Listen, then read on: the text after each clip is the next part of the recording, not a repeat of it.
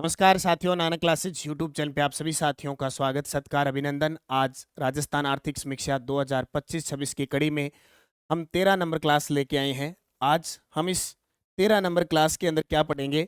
हम पढ़ेंगे कि थोक मूल्य सूचकांक WPI, राजस्थान का थोक मूल्य सूचकांक अब कितना हो चुका है, कृषि श्रमिकों के लिए CPI कितना हो चुका है, औद्योगिक श्रमिकों के लिए CPI कितना हो चुका है और उपभोक्ता मूल्य सूचकांक कितना हो चुका है।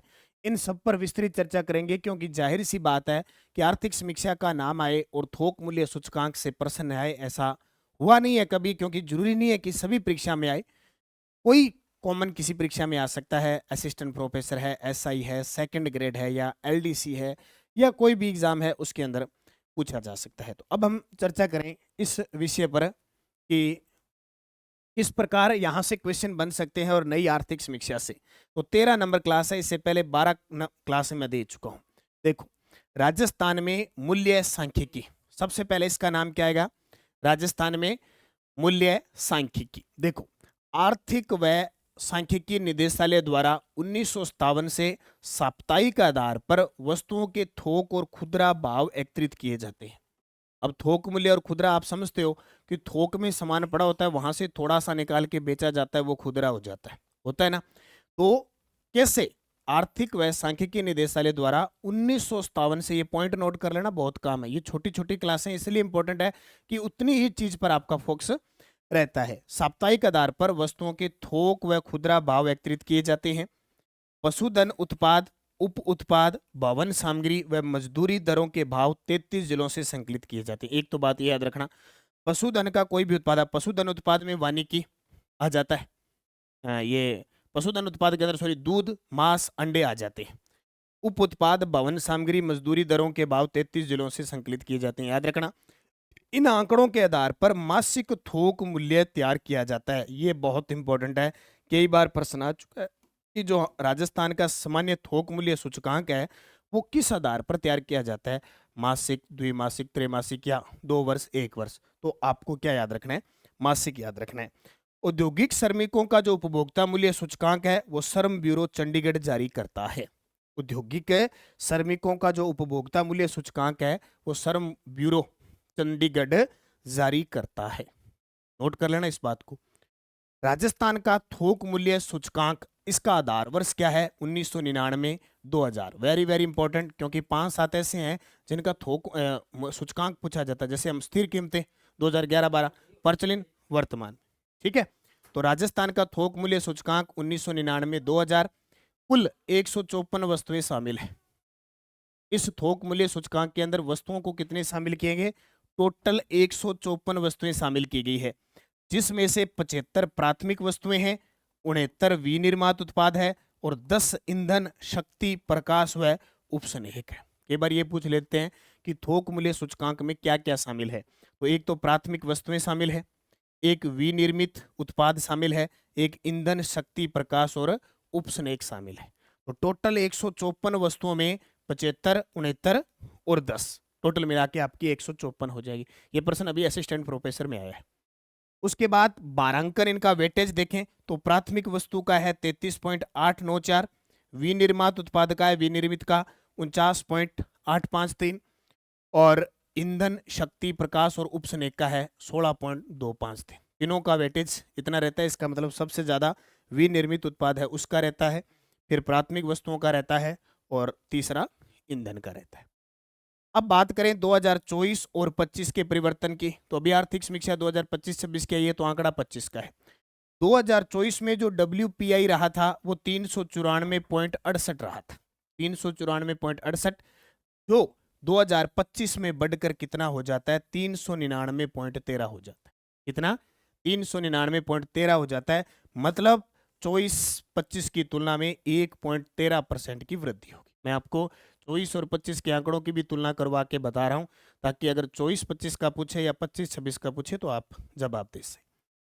उसके बाद में WPI में प्राथमिक वस्तु इसमें होती है, तो उसका है 438.15 2024 में। अब बढ़कर 2025 में 445.65 हो गया। यानी ये भी वृद्धि कितनी है? मामूली सी वृद्धि है, ज्यादा नहीं है, 1.71% की। विनिर्मित उत्पाद जो 2024 में 307.73 था, 2025 में बढ़कर 311.42 हो गया, यानी वृद्धि कितनी दर्शा रहा है? 1.20% की।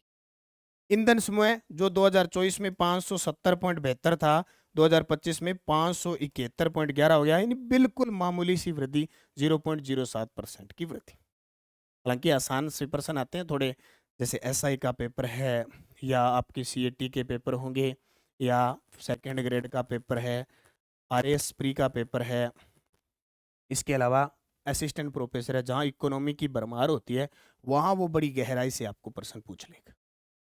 अब मैं तालिका के माध्यम से बताऊंगा राजस्थान का थोक मूल्य सूचकांक आधार वर्ष 1999-2000। मैं आपको ये चीजें बता चुका हूं कि कृषि में कितनी वृद्धि हुई है, 1.71 की, और ईंधन में वृद्धि हुई है 0.07 की, ठीक है, और विनिर्मित उत्पाद में वृद्धि हुई है 1.20 की। ये मैं आपको बता चुका हूं। ओवरऑल 1.13% की वृहद समूह में वृद्धि हुई है, तो इनको ज्यादा पढ़ने की जरूरत नहीं है। थोक मूल्य सूचकांक टोटल मैंने बता दिया 399.13 इस सारणी के माध्यम से, क्योंकि ये सारणी मैं आपके लिए तैयार कर रहा हूं, जब बुक आ रही है तो उसके अंदर ये सारणी चेप दूंगा सीधी, और आप पढ़ लेना। अब देखो, खाद्य मुद्रास्फीति थोक मूल्य खाद्य सूचकांक बाहर है 30.163। मैं आपको बताऊं कि पिछले 2 वर्षों में खाद्य मैं सुन लेना, वैसे सीधा मामूली सी बता दूं, तो पिछले 2 वर्षों में खाद्य मुद्रास्फीति एक वैश्विक घटना रही है। जलवायु परिवर्तन, हीट वेव्स, अनियमित मानसून वितरण, बेमौसम वर्षा, ओलावृष्टि, मूसलाधार बारिश, ऐतिहासिक रूप से सूखे की स्थिति के कारण खाद्य कीमतों की स्थिरता बढ़ रही है। राज्य स्तरीय थोक मूल्य खाद्य सूचकांक, जिसमें प्राथमिक वस्तुओं समूह से खाद्य सामग्री और विनिर्मित उत्पाद समूह से खाद्य उत्पादन शामिल है, वर्ष 2014 में 24 में कितना था? 421.67 था, जो 2025 में बढ़कर 427.13 हो गया। इसमें वृद्धि कितनी हुई? 1.29% की वृद्धि दर्ज की गई। 1.29% की वृद्धि दर्ज की गई है। जनवरी 2024 से दिसंबर 2025 के दौरान थोक मूल्य सूचकांक समूह का मासिक प्रतिशत परिवर्तन आगे चित्र में दर्शाया गया है। अब प्रश्न पूछे, खाद्य मुद्रास्फीति है वो लगातार क्या हो रही है? इसमें अस्थिरता बढ़ती जा रही है, ठीक है। तो जिसमें प्राथमिक वस्तुओं से खाद्य सामग्री और विनिर्मित उत्पाद से खाद्य सामग्री शामिल है, तो 2024 में ये 421.67 था, 2025 में 427.13, तो वृद्धि कितनी दर्शा रहा है? 1.29% की वृद्धि। अब ये इंपॉर्टेंट है, खाद्य खाद्य मुद्रास्फीति थोक मूल्य सूचकांक जिसका भार है 30.163, ठीक है, ओके। फिर देखो, उपभोक्ता मूल्य सूचकांक सीपीआई, उपभोक्ता मूल्य सूचकांक, इसका क्या है? सीपीआई इसको कहते हैं। अब इसमें कोई ज्यादा बात नहीं है, मैं थोड़ा सा पढ़ के सुनाता हूं, आपके काम आ जाए, क्योंकि वैसे बेसिक नहीं आता, लेकिन हमें पता होना चाहिए। उपभोक्ता मूल्य सूचकांक एक समयावधि के दौरान उन चयनित वस्तुओं और सेवाओं के बंद कर दिया गया कि मूल्य स्तर में परिवर्तन के मापन हेतु तैयार किया जाता है।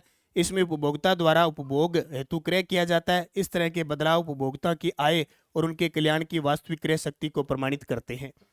क्योंकि यह सूचकांक प्रत्येक उपभोक्ता के लिए कीमत स्तर में होने वाले उतार चढ़ाव को दर्शाता है, इसलिए सरकार मुद्रास्फीति के लिए थोक मूल्य सूचकांक की तुलना में उपभोक्ता मूल्य सूचकांक को अधिक महत्व देती है। याद रखना, थोक मूल्य सूचकांक की जगह उपभोक्ता मूल्य सूचकांक को अधिक महत्व देती है। प्रति माह 4 विभिन्न प्रकार के उपभोक्ता मूल्य सूचकांक तैयार किए जाते हैं। देख लो कितनी अच्छी बात है, प्रति माह 4 कितने 4 सीपीआई तैयार करते हैं। 4 सीपीआई उपभोक्ता मूल्य सूचकांक कौन कौन से? नंबर 1 औद्योगिक श्रमिक, औद्योगिकों के लिए, औद्योगिक श्रमिकों के लिए, जिसका नाम है सीपीआई, सीपीआई, सीपीआई आईडब्ल्यू, ठीक है।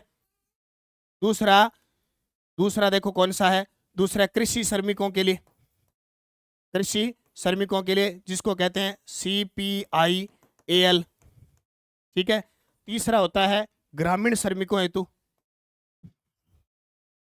ग्रामीण श्रमिकों हेतु, इसको कहते हैं सीपीआई आरएल, सीपीआई आरएल, ठीक है, यानी रूरल। और चौथा आपका होता है ग्रामीण, शहरी और संयुक्त। नोट करना इन बात को जो मैं बता रहा हूं, ये होता है सीपीआई आर यू एंड यानी रूरल एंड शहरी दोनों का। तो ये 4 होते हैं उपभोक्ता मूल्य सूचकांक, प्रतिमाह जारी किए जाते हैं, प्रतिमाह जारी बाहर ले। ठीक है, औद्योगिक श्रमिक सीपीआई आईडब्ल्यू, कृषि सीपीआई एएल, ग्रामीण सीपीआई आरएल, और चौथा होता है ग्रामीण शहरी और संयुक्त। ठीक है, प्रथम 3 प्रकार के सूचकांक श्रम ब्यूरो चंडीगढ़, ये 3 प्रकार के श्रम ब्यूरो चंडीगढ़ के द्वारा प्रकाशित होते हैं, जबकि जो एक बचता है ये चौथा संयुक्त वाला, ये एनएसओ नई दिल्ली के द्वारा तैयार किया जाता है। बस ऐसे ही प्रश्न बनते हैं पेपर के अंदर, ऐसे ही प्रश्न बनते हैं कि उपभोक्ता मूल्य सूचकांक जो सीपीआई है वो मासिक ही होता है। 4 चीजें दर्शाई जाती है माह में, औद्योगिक श्रमिक, कृषि श्रमिक, ग्रामीण श्रमिक, ये तीनों श्रम ब्यूरो चंडीगढ़ के द्वारा तैयार होते हैं, जबकि ग्रामीण शहरी और संयुक्त वाला है वो एनएसओ यानी चतुर्थ सूचकांक राष्ट्रीय सांख्यिकी कार्यालय एनएसओ नई दिल्ली द्वारा तैयार किए जाते हैं। बस इतना दिमाग में रखना कि सब कुछ दिल्ली में है, हमारी राजधानी दिल्ली में है, सारा मिक्स करके दिल्ली चला जाता है। ठीक है, तो ये समझ में आ गया होगा, बहुत गजब की बात है। उसके बाद देखो, औद्योगिक श्रमिकों के लिए उपभोक्ता मूल्य सूचकांक सीपीआई आईडब्ल्यू, इसका आधार वर्ष नोट करना, आधार वर्ष 2016 है, इसका आधार वर्ष 2016, ये आधार वर्ष पूछे जाते हैं। अब इसमें क्या है थोड़ी सी पढ़ के बता देता हूं। उपभोक्ता मूल्य सूचकांक किसी भी देश में औसत औद्योगिक श्रमिक परिवार द्वारा उपभोग की जा रही वस्तुओं और सेवाओं की स्थायी बास्केट के खुदरा मूल्य में होने वाली सामयिक परिवर्तनों को मापने का महत्वपूर्ण कारण, यानी जो उद्योग क्षेत्र में श्रमिक लगे हुए हैं वो चीजों का प्रयोग करते हैं, सेवाओं का, वस्तुओं का उपभोग करते हैं। इस प्रकार यह देश के औद्योगिक श्रमिकों के उपयोग स्तर पर होने वाले परिवर्तन हेतु महत्वपूर्ण सूचक है।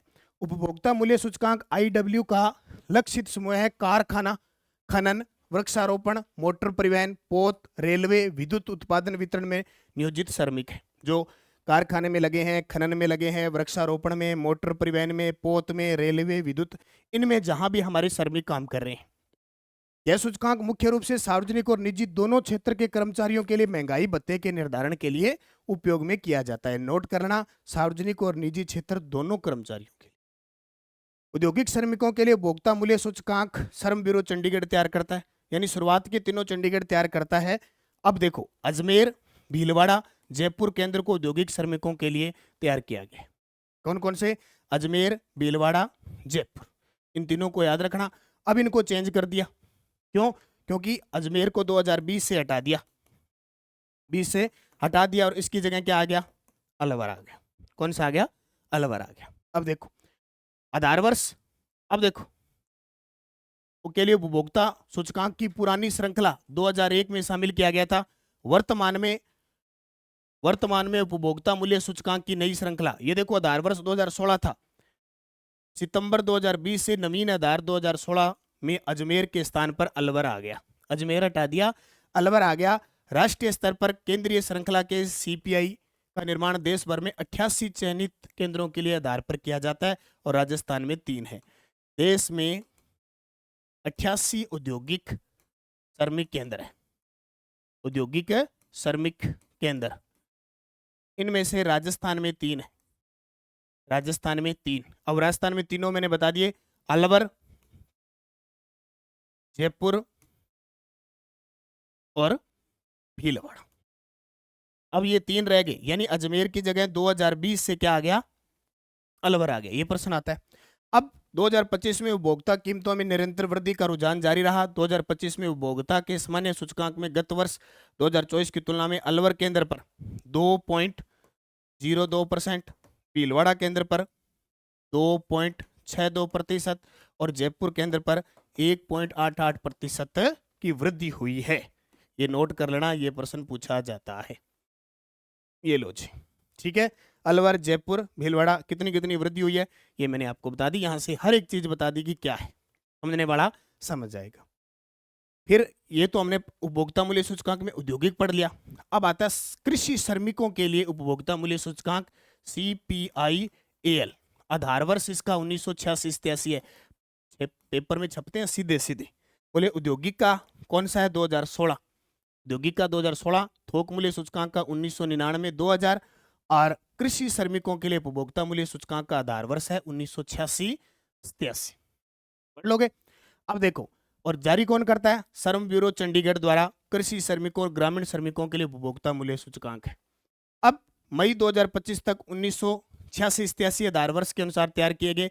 नया आधार वर्ष 2019 25 जून से लागू किया गया। Very very important. ये लो जी, नया आधार वर्ष आ गया। नया आधार वर्ष 2019 ले लिया भी। कब से? जून 2025 से। अब पेपर में ये छपेगा। वेरी वेरी इंपॉर्टेंट लगा लेना कि आज तक कृषि श्रमिकों के लिए उपभोक्ता मूल्य सूचकांक मेन आधार वर्ष 1986-87 था, अभी जारी कर दिया है 2019। ठीक है। जून से दिसंबर 2025 की अवधि के दौरान राजस्थान के कृषि श्रमिकों का औसत सामान्य सूचकांक कितना रहा? 137.23। ये लो जी, किसका? CPIAL। याद रखना दोनों चीजें। अगर ऑप्शन में 1986-87 पुराना है तो ठीक है, नहीं तो आधार वर्ष 2019 आ चुका है भी। इस प्रकार, इसलिए मैं ये स्लाइड लेके आया था कि नई चीज क्या निकलती है यहाँ से। ये नई चीज निकलेगी। ठीक है। तो नया आधार वर्ष 2019, CPIAL का जो सामान्य सूचकांक है वो 137.23। समझ में आई मेरी बात? जरूर आएगी भाई। सामान्य उपभोक्ता मूल्य सूचकांक ग्रामीण का, शहरी का और संयुक्त का, इनका आधार वर्ष 2012 है। अब देख लो कितने आधार वर्ष आगे। तो ये कहां से जारी होता है? नई दिल्ली से। ये एक ऐसा है जो नई दिल्ली से जारी होता है, बाकी तीनों श्रमिक ब्यूरो चंडीगढ़ से। ठीक है। ओके, आधार वर्ष आ गया। और 2000 आधार पर माह जनवरी 2015 से जारी है। अब ये सारी रिपोर्टें हैं, इनमें से राजस्थान की पढ़ लो 2025 की। ये लो, ग्रामीण की 191.88, शहरी की 190 और संयुक्त 191 पॉइंट। ये बहुत कम आते हैं, लेकिन ध्यान। ठीक है। ये इतनी चीजें आपको याद रखनी है। मैं लगातार आपको ये छोटी छोटी क्लास दे रहा हूँ, क्योंकि एक साथ अगर दूंगा ना, इतना बड़ा धमाका हो जाएगा कि आर्थिक समीक्षा फट जाएगी, है ना। ये आर्थिक समीक्षा 2025 ये प्ले लिस्ट है। Nanak classes Shiv sir Telegram देख लेना, Nanak classes Shiv sir YouTube channel subscribe कर लो ताकि नोटिफिकेशन आए। ये सारी 12 वीडियो अब तक मैं दे चुका हूँ, सारी हर टाइप की है, और छोटी छोटी पूरा विवरण है इनके अंदर। अब आपके लिए क्वेश्चन छोड़ के जाता हूं जिसका कमेंट में जवाब देना है। वर्ष 2025 में राजस्थान का सामान्य थोक मूल्य सूचकांक WPI कितना रहा? 395.13, 399.13, 401.13, 405.13। आराम से अगर क्लास देखी है ना, तो इसका जवाब सारे विद्यार्थी देंगे। और करंट अफेयर्स की द्विमासिक बुक आ चुकी है बाजार में, कल से बाजार में ले लेना। आर्थिक समीक्षा, ये जो मैं आपका डाटा दे रहा हूँ ये इस बुक में आएगा। मान लो इस सप्ताह में ये बुक आ जाएगी। ठीक है। सभी लेके आओगे, यानी अगर आप तैयारी कर रहे हो राजस्थान के अंदर और राजस्थान की इको, ऐसे नहीं कि कचरा दे दिया, और जो काम की चीज़ पेपर में आती है, योजना है, आंकड़े हैं, वो आपको मिलेगी, आपके पास होनी चाहिए। ठीक है। तो नानक क्लासेज ऐप डाउनलोड करके नानक पब्लिकेशन पर भी मिलेगी और बाजार में उपलब्ध है। और फर्स्ट ग्रेड की भी हमारी करंट की बुक आ चुकी है। तो समय समय पर मैं आपको इस प्रकार की क्लास दे रहा हूँ। बस आप सभी साथी नानक क्लासेज शिव सर इस टेलीग्राम यूट्यूब चैनल को सब्सक्राइब कर लो। और छोटी छोटी क्लासें मैं मेरे इंस्टाग्राम पर भी दे रहा हूँ आपको, आप वहाँ भी छोटी छोटी क्लासों के माध्यम से इनको पढ़ सकते। ओके, धन्यवाद। जय हिंद, जय भारत, जय राजस्थान।